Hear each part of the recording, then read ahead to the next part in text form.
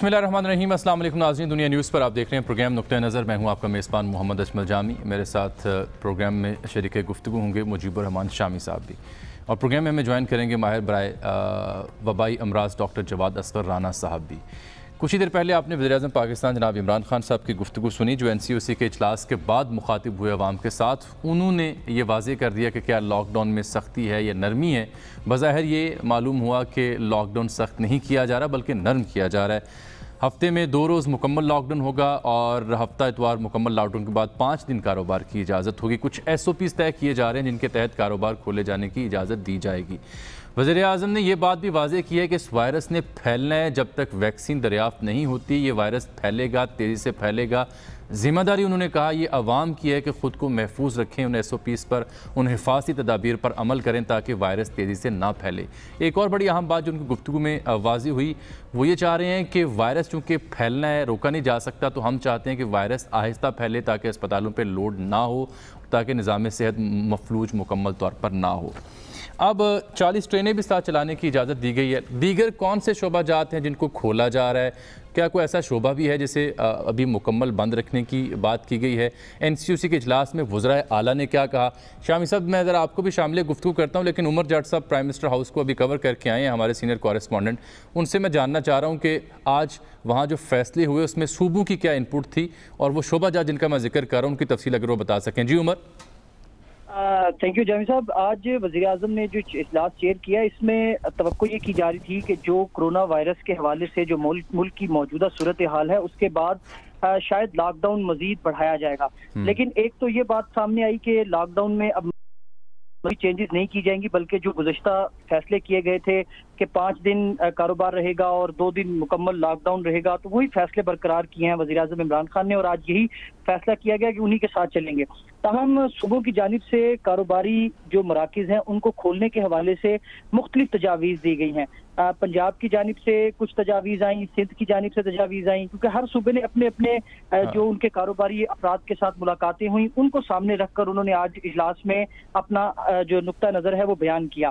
ताहम वज़ीर-ए-आज़म ने जो वफाक के हवाले से फैसला किया उसमें एक तो ये बताया गया है कि जो हफ्ता और इतवार है वो मुकम्मल लॉकडाउन रहेगा, सिर्फ 5 दिन की कारोबार की इजाज़त होगी, और जो कारोबारी मराकिज़ हैं उनको भी शाम 7 बजे तक खोलने का फैसला किया गया है। इसके साथ वजारत रेलवे की जानिब से गुज़श्ता इजलास में भी ये दरख्वास्त की गई थी कि ट्रेन सर्विस बहाल की जाए, तो जुज़वी तौर पर कुछ ट्रेन सर्विस बहाल की गई थी, ताहम उस पर उस वक्त भी की जानिब से एतराज़ात किए गए थे। शुक्रिया उमर, आपका बहुत शुक्रिया। ये तो अब मज़ीद जो डिटेल्स हैं कैटेगोरिकली कि कौन सा शोबा खुलेगा, कितनी देर के लिए खुलेगा, SOPs क्या होंगे, वो खुद ही प्राइम मिनिस्टर ने कहा कि असद उमर साहब उसका ऐलान करेंगे। शाम साहब, पहले तो वज़ीर-ए-आज़म की गुफ्तगू आपने सुनी और जो तफसीलात हैं वो उमर ने भी शेयर की, कुछ मैंने भी शेयर की हैं। आपका इस पर फौरी रद्द-ए-अमल क्या है सर? ये दुरुस्त समत में दुरुस्त फैसला है या हमें लॉकडाउन सख्त करना चाहिए था? देखिए, वज़ीर-ए-आज़म जो हैं वो पहले दिन से जो बात कह रहे हैं वही अब उन्होंने दोहराई है। उनकी गुफ्तगू में कोई चीज़ नई नहीं थी, वही उनके आर्गूमेंट्स थे, वही उनका तरीक़े गुफ्तगू था, और उनका ये ख्याल है कि लॉकडाउन करने से जो गरीब हैं मुतअस्सर होते हैं, जो दिहाड़ीदार हैं मुतअस्सर होते हैं, इसलिए उस तरह का लॉकडाउन नहीं किया जा सकता और नहीं किया जाना चाहिए। अब सवाल ये है कि लॉकडाउन कोई मुस्तकिल हल नहीं है। सही, जहाँ लॉकडाउन हुआ है वहाँ भी इस वायरस को महदूद किया गया है, क्योंकि ये नकलो हरकत से फैलती है।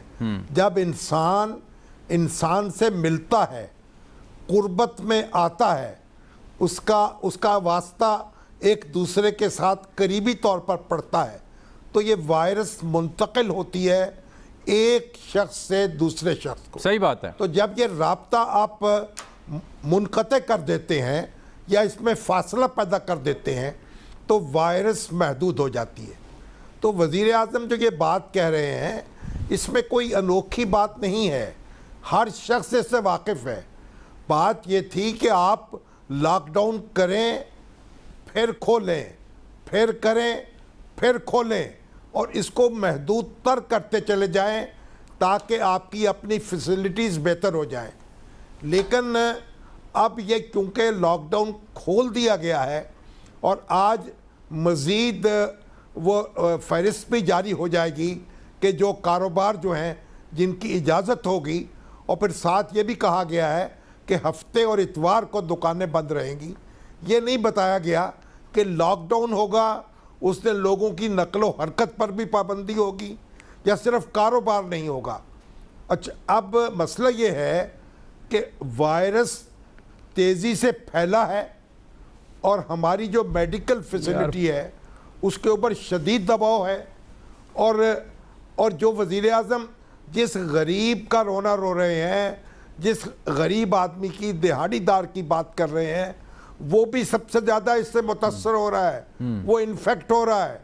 اور آپ دیکھیں ہسپتالوں کی حالت یہ ہے، مجھے تو مختلف اضلاع سے لوگ فون کر رہے ہیں، ہسپتالوں کی کوئی حالت نہیں ہے. جی ٹھیک ہے، ڈاکٹرز جو ہیں چیخ رہے ہیں، اور آج انہوں نے کہا ہے کہ وہ ڈاکٹرز سے ملاقاتیں بھی کریں گے. یہ ایک اچھی بات ہے، لیکن دونوں چیزیں ساتھ ساتھ نہیں چل رہی جس طرح چلنی چاہیے.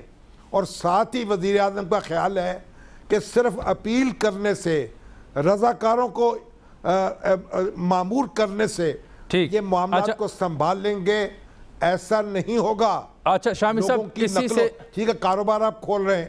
اسی سے جڑی ایک اہم خبر جو آج ہم نے جس پروگرام کا آغاز کرنا تھا وہ ہے جو محکمہ صحت پنجاب نے رپورٹ ایک سمری کی صورت میں وزیر اعلیٰ پنجاب تک پہنچائی اور انہیں بار بار پریزنٹیشن کی صورت میں بھی وہ آگاہ کرتے رہے. بات آپ پوری کر لیجئے گا. وہ رپورٹ ہم نے ڈسکس کر لی جس میں بڑے ہوشربا انکشافات کیے گئے ہیں.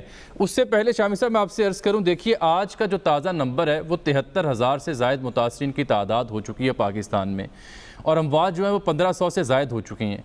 اگر ہم یکم مئی کا صرف ذکر کریں، یعنی ایک مہینے پورے کا جائزہ لیں، آج چونکہ یکم جون ہے تو یکم مئی کو پاکستان بھر میں 18,000 سے زائد کرونا متاثرین تھے. آج یکم جون کو جب ہم آپ سے مخاطب ہیں تو آج متاثرین کی تعداد 72,000 سے تجاوز کر چکی ہے، 73,000 کے لگ بھگ ہے.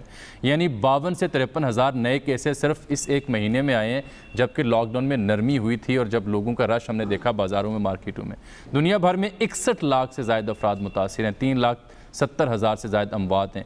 امریکہ میں 18 لاکھ، برازیل میں 5 لاکھ اور روس میں 4 لاکھ ہیں. دنیا بھر کا جائزہ لیں جہاں 61 لاکھ افراد متاثر ہیں تو ایک مہینہ پہلے یہ 34 لاکھ کی تعداد تھی. اب جون تک شامی صاحب، جون کے وسط تک کہا جا رہا ہے کہ پاکستان میں یہ تعداد 1 لاکھ سے زائد ہونے کا خدشہ ہے. جو سمری تھی محکمہ صحت کی، انہوں نے تو بتایا ہے کہ لاہور کے کچھ ایسے علاقے ہیں جہاں مثبت ٹیسٹوں کی شرح 14% سے بھی زائد ہے، اور اصل جو نئے مریض ہیں رینڈم سیمپلنگ کے ذریعے جنہوں نے آئیڈینٹیفائی کیے وہ 6,70,000 سے زائد ہیں.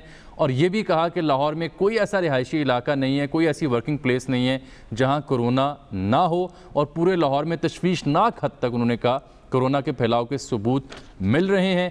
لیکن جب ہم نے اس سمری کے اوپر کام کیا، گورنمنٹ سے بھی سنی بات اور محکمہ صحت سے بھی سنی، تو یہ جو وارننگ دی جا رہی تھی ان پہ کچھ زیادہ توجہ نہیں دی گئی فیصلہ سازوں کی جانب سے. شامی صاحب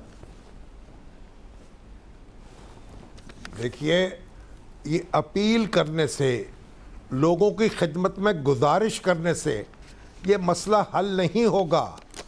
دیکھیں، ایک شخص جو بلا ضرورت باہر نکلتا ہے، جس کو انفیکشن ہو چکی ہے، جو کیریئر ہے، وہ میرے در پہ ہے، دوسرے شخص کے در پہ ہے. جب وہ قواعد و ضوابط کی پابندی نہیں کرتا، جب وہ فاصلہ برقرار نہیں رکھتا، تو یہ حکومت کو شدت کے ساتھ یہ بات نافذ کرنی ہوگی. لوگ غیر ضروری طور پر گھروں سے نہ نکلیں، بچوں کو لے کر باہر نہ آئیں، بزرگوں کو لے کر باہر نہ آئیں، صرف ضروری طور پر گھر سے نکلیں. اب آپ تو یہ دیکھیے، ایک موٹر سائیکل پر 4 لوگ سوار ہیں، 4 بچے لدے ہوئے ہیں. یہ کہاں کا ضابطہ ہے، کہاں کا طریقہ ہے؟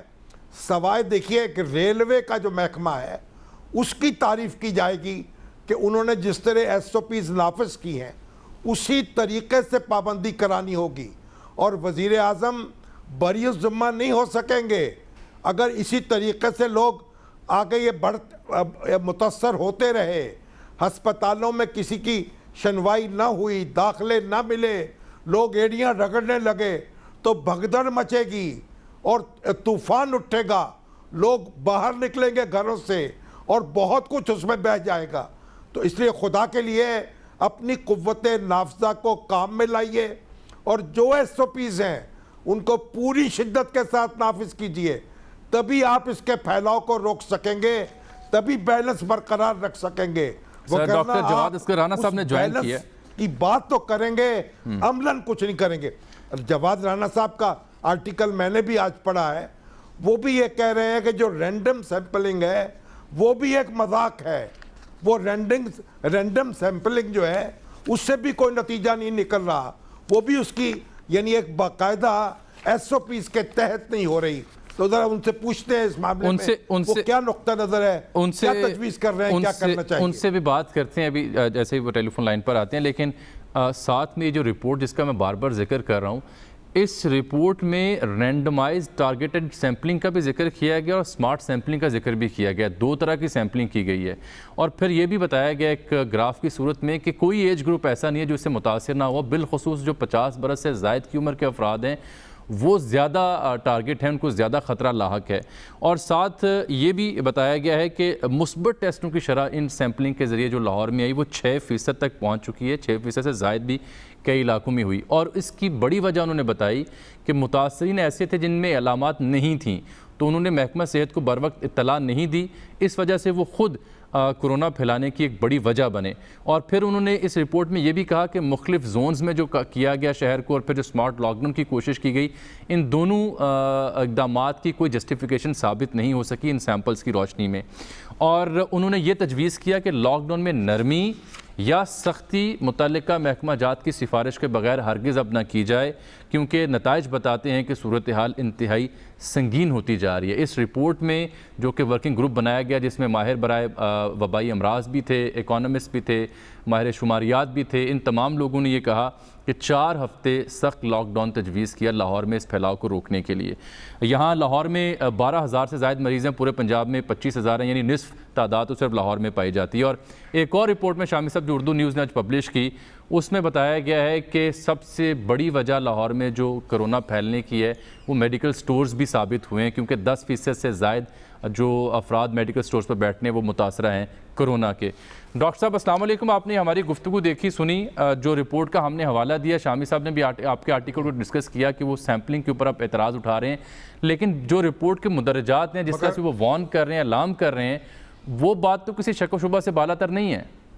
بہت شکریہ اور وعلیکم السلام. جامی صاحب اس سے پہلے کہ ڈاکٹر صاحب کوئی بات کریں, جی سر, میں یہ عرض کرنا چاہتا ہوں شامی صاحب کہ یہ جو سفارشات تھیں یہ تو رد ہو چکی, ہو گئی, ان کو تو تسلیم نہیں کیا گیا. صحیح. اب دیکھیے یہ لاک ڈاؤن کوئی مستقل چیز نہیں ہے, بار بار ہم عرض کر رہے ہیں. 1 مہینے کا لاک ڈاؤن کر کے اگر آپ شرح کو نیچے لا سکتے ہیں تو اس میں مذائقہ نہیں ہے. یہ آگے ایک قدم آگے ایک قدم پیچھے یہ آپ جاری رکھ سکتے ہیں, اس سے وہ قیامت برپا نہیں ہوگی جو وزیر اعظم بار بار جس کا ذکر کر رہے ہیں. لیکن یہ سفارشات تو رد ہو چکی, اب جو ہوا ہے اس کی روشنی میں آگے بڑھیں. جی ڈاکٹر صاحب. جی بہت شکریہ جی. اور پہلے تو اس میں ہم جو آپ مدرجات کی بات کر رہے ہیں یہ تو ہم ایگری کرتے ہیں, سارے ایگری کرتے ہیں کہ جو کیسز کا دباؤ ہے ہاسپٹلز کے اوپر وہ کافی زیادہ ہے. جیسا شامی صاحب نے کہا, میرے بھی دوست جو مختلف پنجاب کے اور دوسرے پاکستان کے دوسرے شہروں میں ہسپتالوں میں کام کر رہے ہیں, وہ یہی بتاتے ہیں کہ بہت زیادہ دباؤ ہے مریضوں کا, اسپیشلی کرونا وائرس سسپیکٹڈ مریضوں کا. تو یہاں تک تو یہ بات ٹھیک ہے بالکل, لیکن جو 6,70,000 کا نمبر نکالا گیا ہے, تو میں پہلے دیکھ کے میں خود پریشان ہوا. پھر میں نے کہا شاید میرا ایپیڈیمیولوجی کا نالج پرانا ہو گیا ہے, یہ کوئی نئی ٹرمز آ گئی ہیں جس کا مجھے نہیں پتا. لیکن جو انہوں نے جسے کہا ہے کہ ہم نے رینڈم ٹارگیٹڈ سیمپلنگ کی ہے, تو یہ دونوں چیزیں آپس میں متضاد ہیں. یہ تکنیک ایک شمال کی ہے, ایک جنوب کی ہے. اور سیمپلنگ کی کیوں اہمیت ہے میں تھوڑا سا یہ بتا دوں. دیکھیے پورے نہیں ایک منٹ ٹھہریے, آپ یہ کہہ رہے ہیں کہ یہ جو RTS یعنی رینڈمائز ٹارگیٹڈ سیمپلنگ ہے یہ اور سمارٹ سیمپلنگ, یہ 2 ٹیکنیکس کا انہوں نے ذکر کیا رپورٹ میں, آپ یہ کہہ رہے ہیں کہ دونوں ٹیکنیکس متضاد ہیں ایک دوسرے کے؟ نہیں, میں تو پہلے پہ آتا ہوں. پہلے تو انہوں نے 2 لفظ استعمال کیے ہیں, رینڈم اور دوسرا ٹارگیٹڈ. या सैंपलिंग टारगेटेड होती है या रैंडम होती है, ये इकट्ठी एक ही नहीं होती है। मैं कह रहा हूं इसके दो आंसर नहीं होते, क्योंकि ये दोनों या हम टारगेटेड सैंपलिंग करते हैं या रैंडम करते हैं, ये इकट्ठे नहीं हो सकती।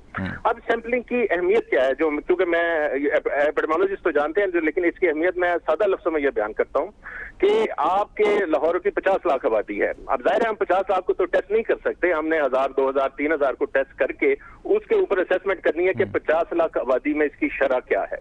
जब आप सैंपलिंग ठीक नहीं करेंगे तो आपका जो नतीजा आएगा वो फ्लॉड होगा, वो इंतहाई तौर पे उससे हमें ना ये पता लगेगा कि इस वक्त 10 लाख केस थे या 5000 केस थे।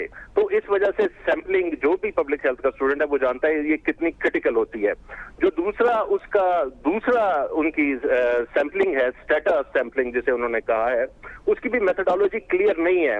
जो असल चीज हम यूज करते हैं, देखिए 2 तरह की हम टारगेटेड करते हैं, मैंने भी रिकमेंड की थी टारगेटेड करें कि आप हाई रिस्क ग्रुप। अच्छा, ये तो हो गया डॉक्टर साहब, आपका एतराज हो गया ना, लेकिन जो हकीकी फिगर्स हैं, चलें सैंपलिंग दुरुस्त नहीं होगी, हकीकी फिगर्स तो यही बताते हैं कि सबसे ज़्यादा जो एपी सेंटर है वो लाहौर है, यहाँ 25,000 पंजाब में, तो 12,000 लाहौर में निकले हैं।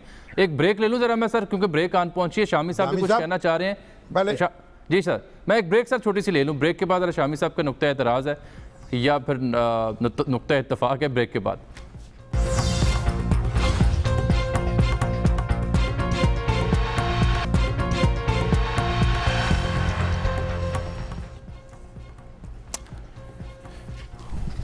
वेलकम बैक नाज़रीन। ब्रेक से पहले बात हो रही डॉक्टर जवाद अस्कर राना साहब से, माहिर बराए वबाई अमराज, और शामी साहब भी कुछ कहना चाह रहे थे। जो महकमा सेहत पंजाब की समरी है जिसमें उन्होंने नए केसेस की तफसील बताई और कुछ खदशात का इजहार किया। शामी साहब, इस बीच में डॉक्टर जावेद अस्कर साहब का भी हमें फ़ोन आया, वो ये कहते हैं कि ये फ़िगर गलत है। अगर ये फ़िगर दुरुस्त मान ली जाए तो लाहौर शहर में तो बहुत जल्दी हर्ड इम्यूनिटी पैदा हो जाएगी, तो उन्होंने भी इस फिगर को मानने से इनकार किया। आपकी ब्रेक से पहले कुछ नुक्ता एतराज़ था, वो ज़रा पहले बयान कर लें आप।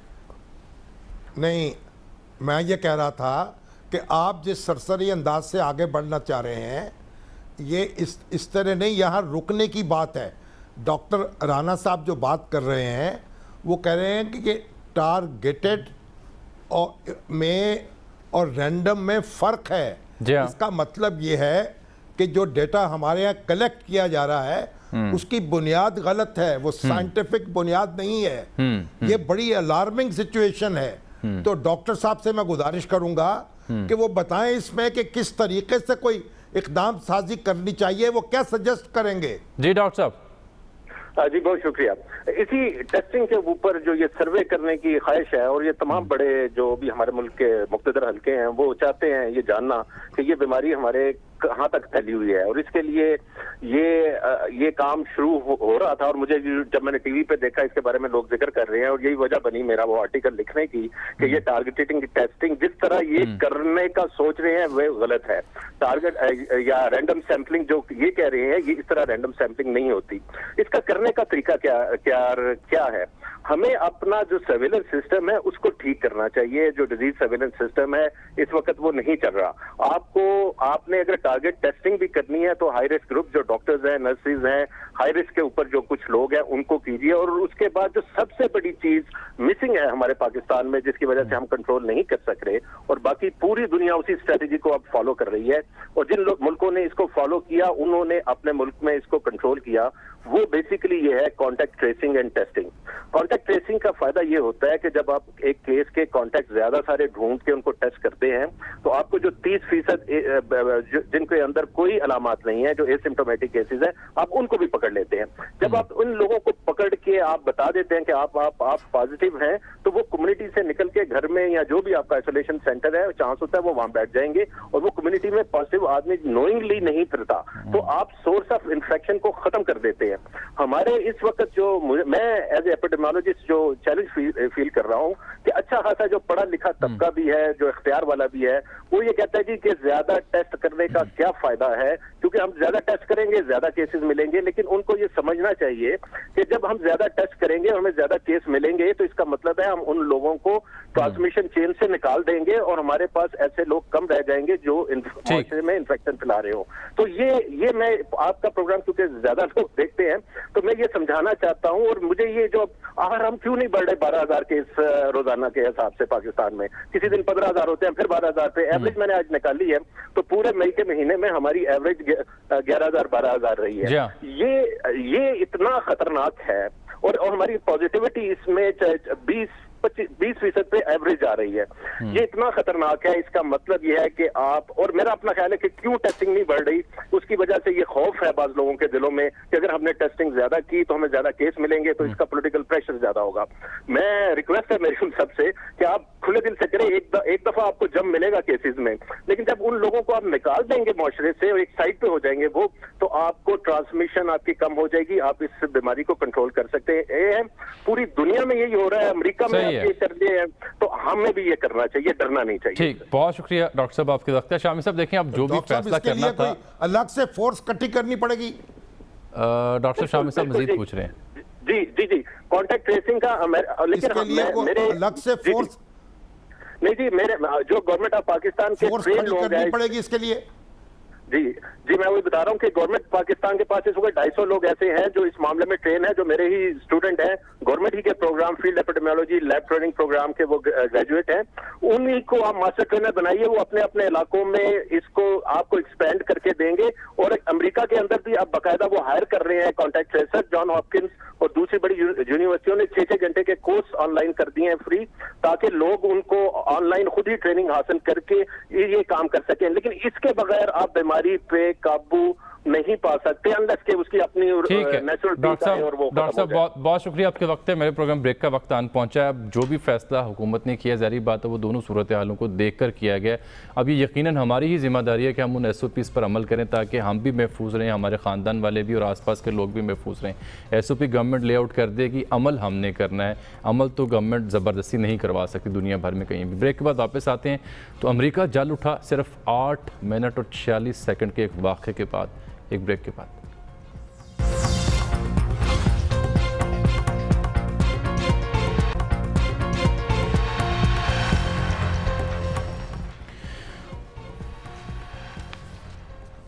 वेलकम बैक नाज़रीन।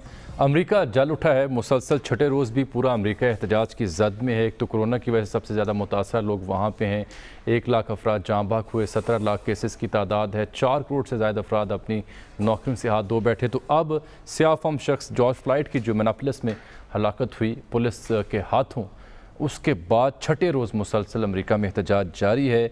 40 अमरीकी शहरों में कर्फ्यू नाफिज है। ये 8 मिनट और 46 सेकंड का वाक़या था जो आपने देखा, कैसे एक सफ़ेद फार्म पुलिस एहलकार के हाथों एक स्याह फार्म शहरी की हलाकत हुई जो कि एक स्टोर से बाहर निकला, $20 का उसने बिल नहीं दिया। स्टोर कीपर की कॉल पर पुलिस पहुंचे, जो उसने साथ सलूक किया वो किसी शहरी ने फिल्माया, जिसके बाद पूरी दुनिया में इसके खिलाफ कर दी गई। और ये भी कहा जा रहा है कि ट्रंप साहब खुद भी किसी महफूज बंकर में मुंतकिल हो गए क्योंकि मुजाहिरीन ने पेशकदमी की कोशिश की मज़ीद हसास इमारात की जानिब। शामी साहब, ये बड़ी अफसोसनाक सूरत हाल है अमेरिका में जो हम देख रहे हैं। जॉर्ज फ्लॉयड अपनी सांस के लिए भीख मांगता रहा, मिन्नत समाज। देखिए, सदर ट्रंप ने यह इरशाद फरमाया है कि अगर अब वाइट हाउस की तरफ लोग बढ़ेंगे तो उनका मुकाबला खूंखार कुत्तों और जदीद हथियारों से होगा। देखिए, ये सदर ट्रंप ने जो पॉलिसीज अपनाई हैं उन्होंने मुआशरे में तकसीम पैदा की है। जी हाँ। और मैं आपको ये अर्ज़ करूं कि जो गोरी मेजॉरिटी है, सफ़ेद फार्म जो हैं, वो 90% कौमी दौलत जो है उनके हिस्से में है या उस पर वो काबिज हैं। और ये जो हमारे ब्लैक्स हैं, काले, ये 13% हैं आबादी का, लेकिन कौमी दौलत जो है उसमें इनका हिस्सा 2.6% है। सही, यानी 13% लोग जो हैं 2.6% कौमी दौलत में उनका हिस्सा है। सही है, सही है। और खुद अमेरिकन जो तहकीक के अदारे हैं वो ये बताते हैं कि जगह जगह, ये दुरुस्त है कि सदर ओबामा जो थे वो ब्लैक अमेरिकन थे, वो सदर मुंतखब हुए और सदर रहे, उनका बड़ा एहतराम किया जाता है। लेकिन अमरीकी मुआशरे में जो नस्ल परस्ती है اور جو نسلی تعصب ہے وہ جگہ جگہ رچا ہوا ہے، اور کالے جو ہیں جگہ جگہ ان کو تعصب کا سامنا کرنا پڑتا ہے۔ صحیح ہے۔ ایک سروے میں بتایا گیا کہ جو کالے گریجویٹس ہیں ان میں بے روزگاری کی شرح زیادہ ہے، گورے گریجویٹس کے مقابلے میں 2 گنا ہے۔ تو یہ سر وقت ختم ہو گیا پروگرام پر، ذرا معاوض صدیقی صاحب براہ راست موجود ہیں، تھوڑی دیر ان کو سن لیں، کل بھی اس موضوع کو اٹھا رکھیں گے، مزید بات کریں کیونکہ وہاں تو مظاہرے و احتجاج تو جاری ہے۔ معاوض، تازہ صورتحال ہے کیا؟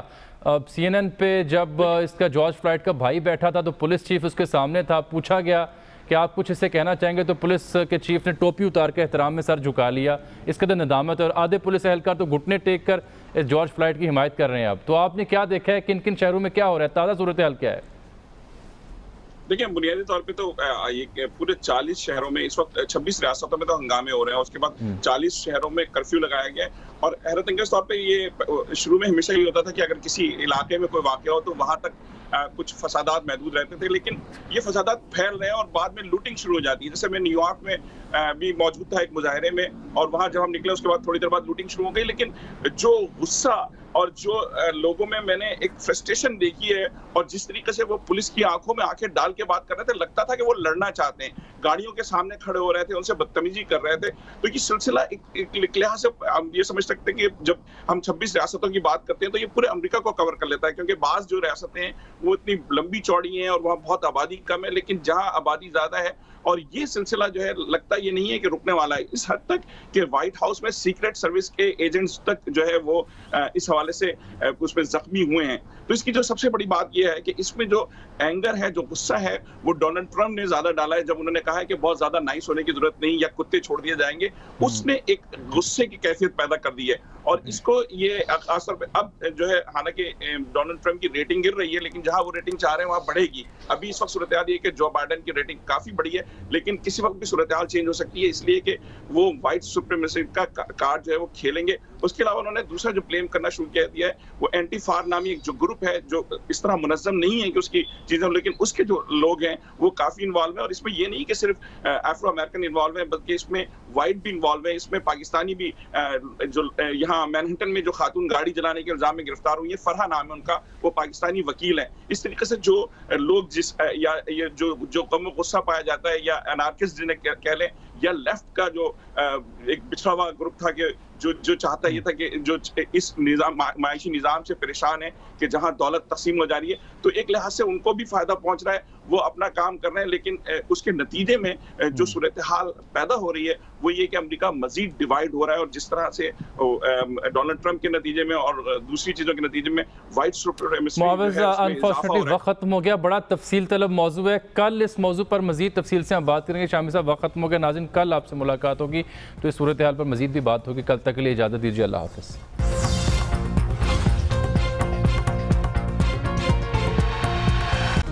Hi, it's Sayyeda Shanaz here. Thank you for watching Dunya News. For more videos and updates, don't forget to click the subscribe button.